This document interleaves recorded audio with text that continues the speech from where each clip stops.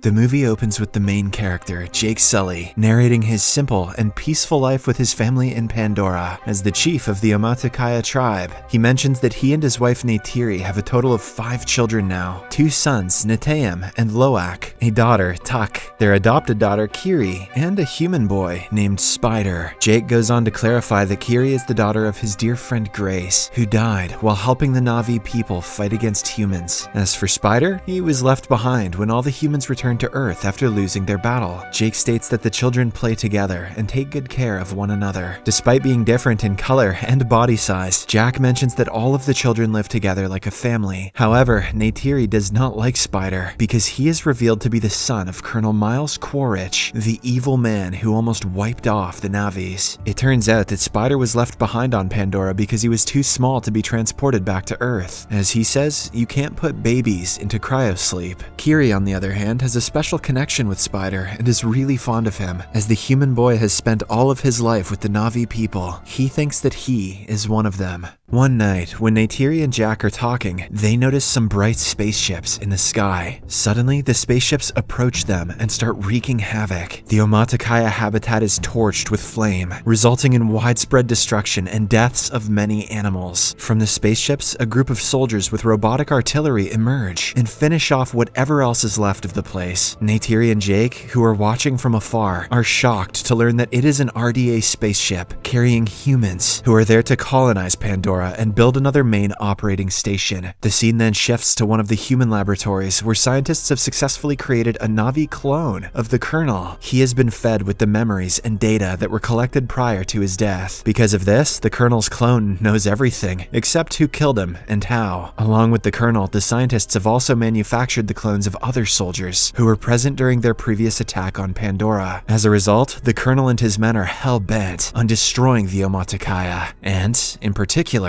Jake. Meanwhile, in an attempt to ward off intruders, Jake leads a Na'vi army towards the RDA train supply lines. He successfully infiltrates it and manages to steal ammunition and food supplies. During this operation, one of his sons, Loak, does not listen to his orders and gets himself wounded. Jake scolds him and asks him to be more disciplined from here on out. On the other hand, the Colonel meets his senior, General Ardmore, who informs him about the Na'vi's flying partners called Scounds. They are currently attacking their helicopters and slowing them down. Hearing this, Quaritch makes a master plan to invade the forest, where they battled previously, and gather some information about them. Soon, he arrives at the forest along with his other companions. Unfortunately, Jake's children are also playing around in the same forest. Right then, the Colonel looks around the previous battlefield and discovers his robotic suit with his remains still inside. All of this is observed by Loak, and he immediately contacts his father. With the help of a voice transmitter around his neck, Jake listens to this and suggests that Loak stay away from them and leave the place quietly. He and Neytiri then fly toward the forest to check on their children's safety. Sadly, when Loak and his siblings try to flee, they are captured by the humans. The Colonel takes a closer look at their fingers and gets to know that they are his arch-rival's children. Just then, Neytiri and Jake arrive there and attack the soldiers. They manage to free most of their children, but not Spider. The boy is unfortunately taken away by the evil humans. Later, when the Colonel asks Spider his name, he quickly understands that he is his son. Back in Omaticaya, Jake approaches his wife and suggests that they leave the place and head towards the eastern seaboard. He is worried about Spider revealing their location to the Colonel and his people. Jake also tells Neytiri that until he is there with the tribe, the humans will keep attacking them, as he is the one who killed Colonel Quaritch in the first place. Neytiri doesn't want to leave her beautiful home, but she knows that whatever her husband is saying is true. Hence, she agrees to migrate with him.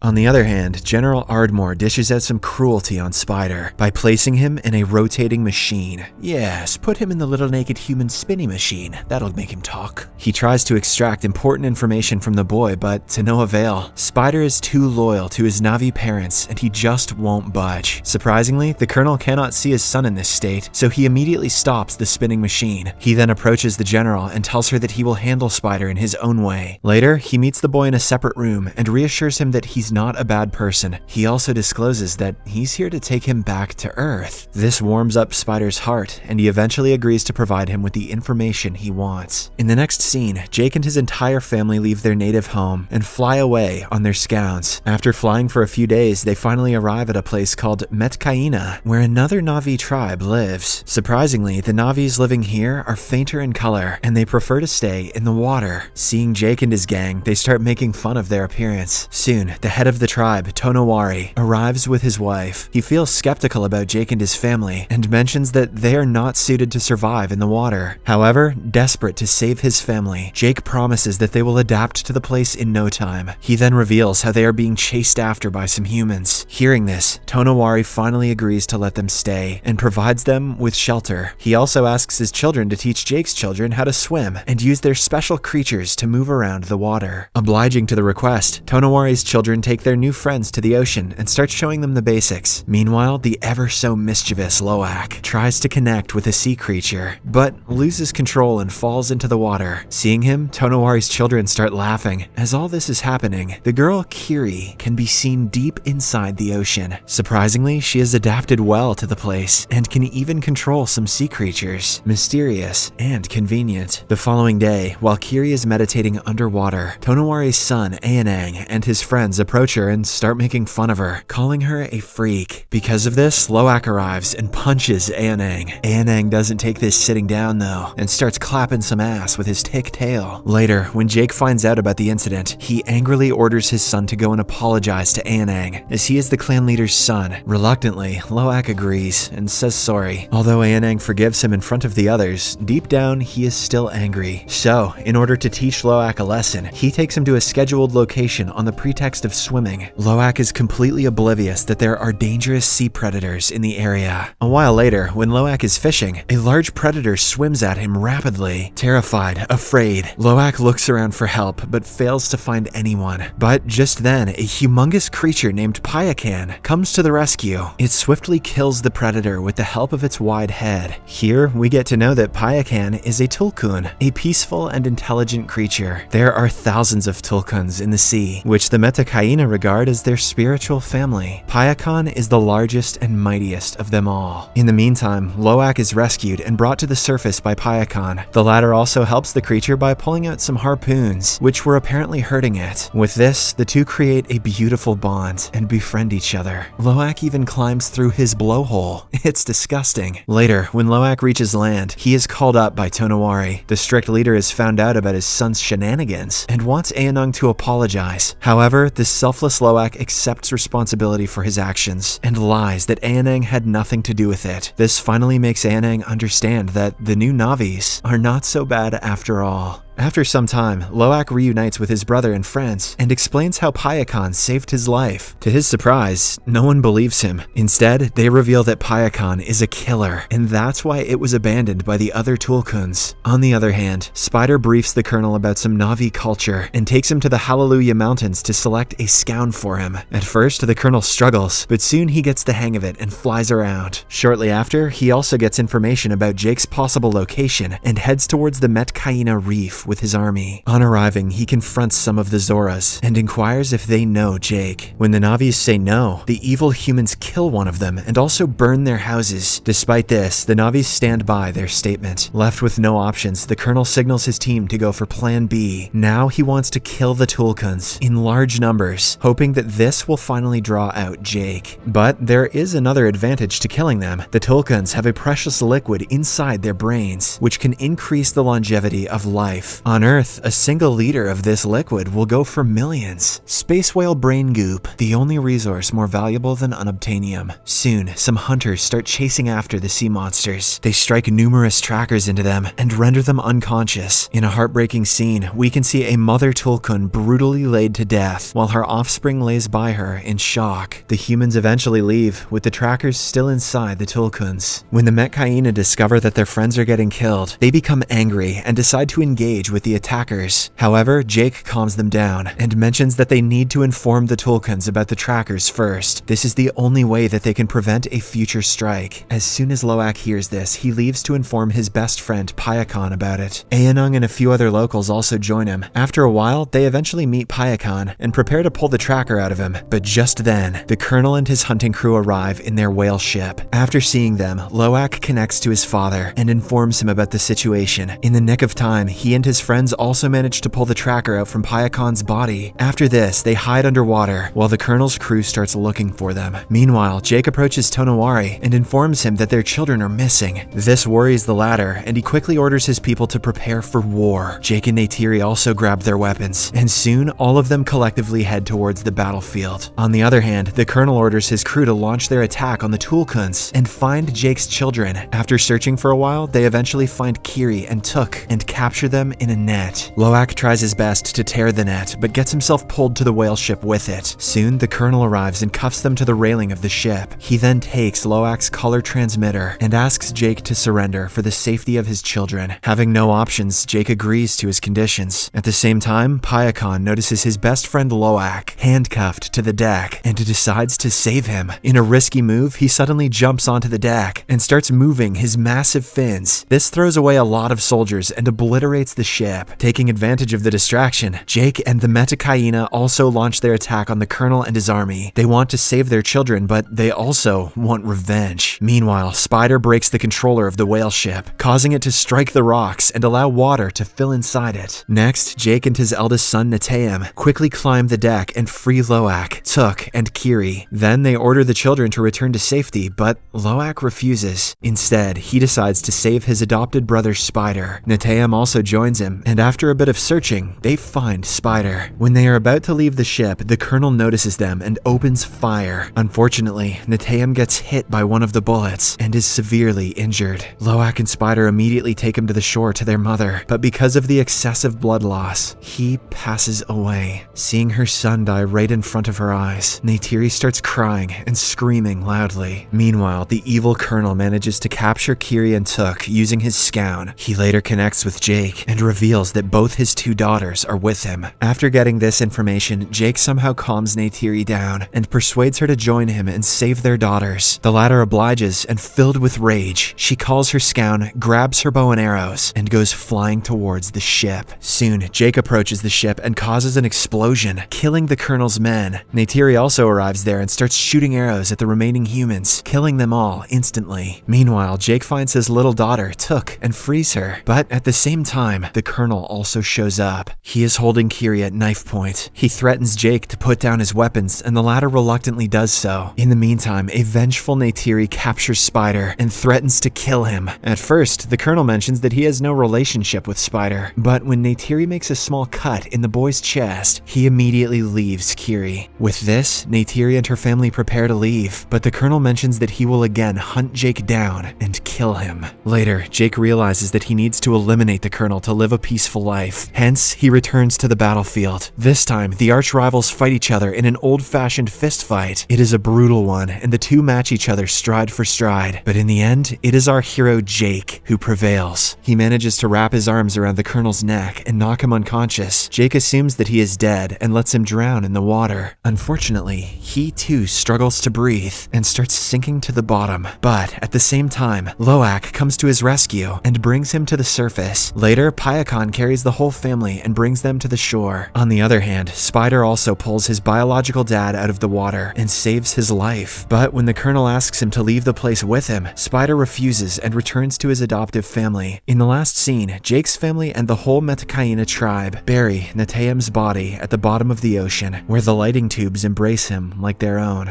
The movie ends with Jake remembering the best memories of his elder son and realizing that he is in heaven with their gods. Subscribe for more videos like this, turn on notifications, and leave a like to help the channel out. Thank you for watching.